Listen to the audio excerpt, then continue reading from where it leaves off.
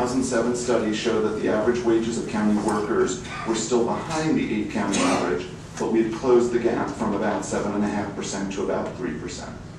This is an average number, and there are many critical county job classifications where we are much further behind. For example, pharmacists are 21% behind, radiology techs 15% behind, group supervisors and probation 13% behind. Not surprisingly, we have had difficulty recruiting to many of these positions. We hope that with this year's negotiations, we will close the gap the rest of the way. But closing the gap means addressing two areas of disparity that are captured in the 2007 report, the retirement cap and the high cost of dependent health insurance coverage. If we don't address these two issues, then our $4,000 a month worker who receives whatever parity increase we negotiated is really receiving less than $3,700 and will wind up about 8% behind the 8-county average. SEIU members entered this year's negotiations with a sense of optimism. We believe we can reach a fair settlement on time by using the concept of regional parity as a framework. We urge the county to continue working with us to do that. Thank you for your time. I would briefly like to address two issues today, parity and dependent health care. Public health nursing is a rewarding career, but it's neither well-paying nor glamorous, and as a result, the department in which I work is aging out, and recruiting new nurses is extremely difficult. The average age of our nurses is well over 50 years. Most are at the top step, which means they can't get a raise unless they change a position.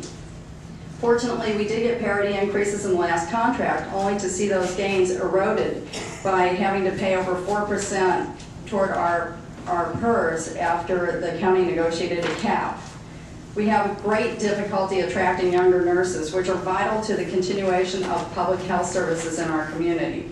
In the last 8 years, we were only able to recruit one nurse under 40 years old, and she left the area after 1 year when she and her husband realized they couldn't buy a 2-bedroom condo for their family with 2 full-time salaries. The county's reluctance to negotiate comparable salaries and cost of living adjustments greatly exacerbates this situation and encourages existing nurses to consider commuting over the hill.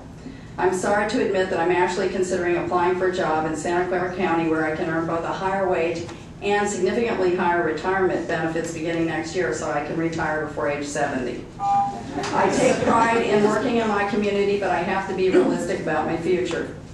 I also have great concerns about our department being able to provide quality services to protect the community when we're unable to compete with hospitals and other counties for nurses.